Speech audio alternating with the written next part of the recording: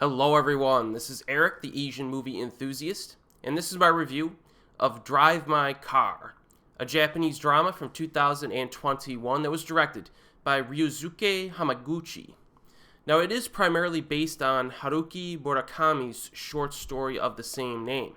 Now as of the date of this review, it has been nominated for 4 Academy Awards, including Best Picture, Best Director, Best Adapted Screenplay, and Best International Feature Film. Now, on a related note, a few years ago I did a video on the history of South Korea's Oscar submissions, and I explored all of Korea's submissions for the Best International Feature Film over the last 20 years or so, and I'll include a link to that video in the description box below. Now, since Drive My Car is making such a splash at the Academy Awards this year, at least in terms of nominations, I am currently working on a video discussing Japan's history of Oscar submissions over the past 20 years. So that'll be released in the upcoming weeks, so look out for that. In any case, here's the plot synopsis for Drive My Car.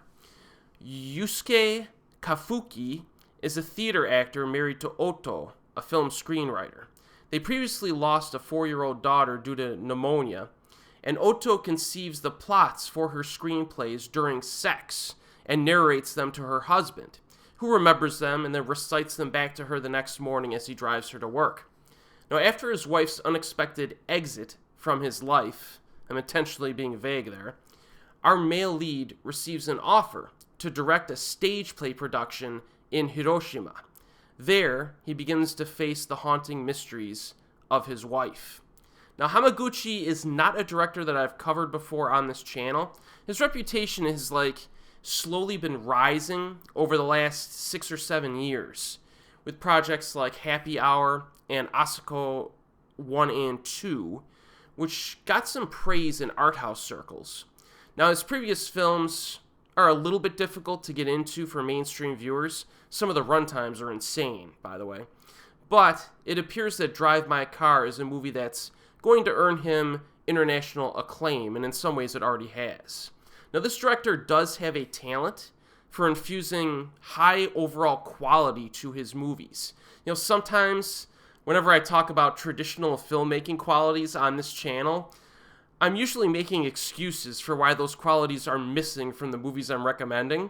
But in this case, we have the exact opposite, because those are the strongest elements that are present in this film. Like the acting, the direction, the script writing, all very strong here.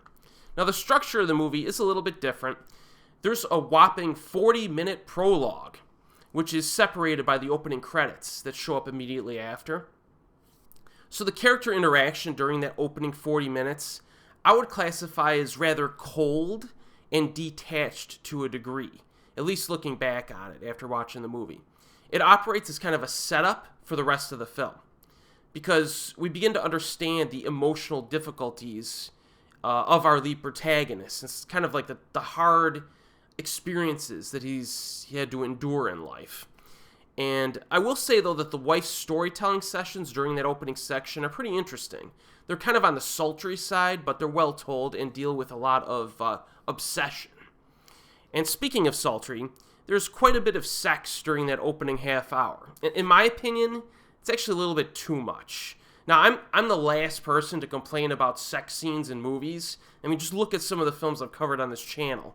But by the 30-minute mark, it was starting to get on my nerves. I'm like, okay, guys, I got it.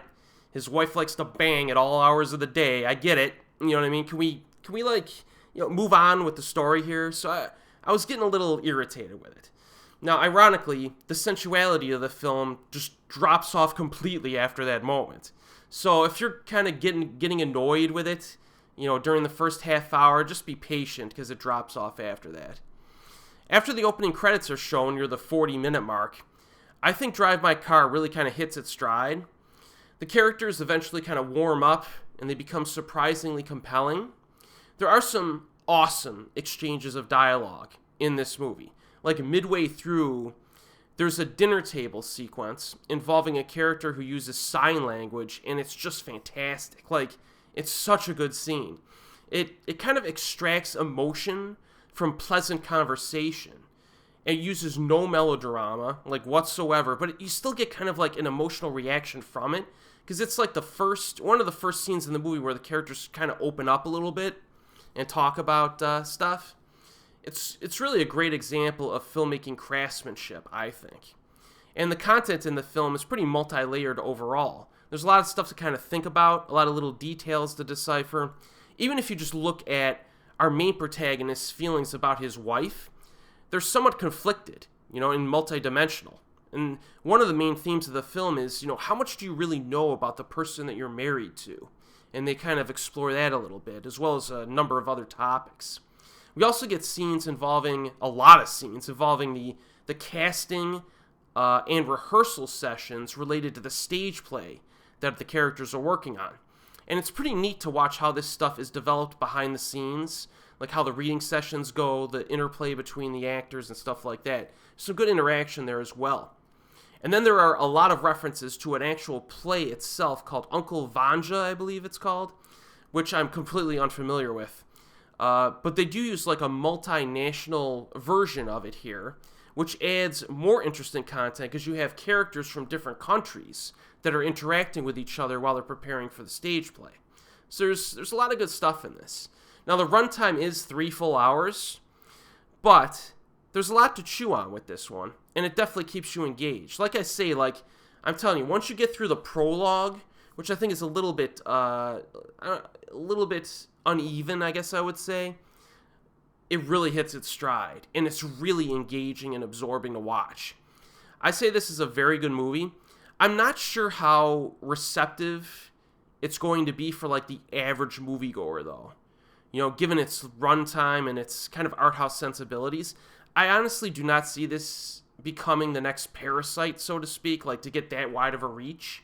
But if you're interested in Japanese movies, it's definitely one to check out. And it's currently playing in cinemas across the United States, and it is scheduled to get a streaming release on HBO Max on March 2nd. So definitely check this one out.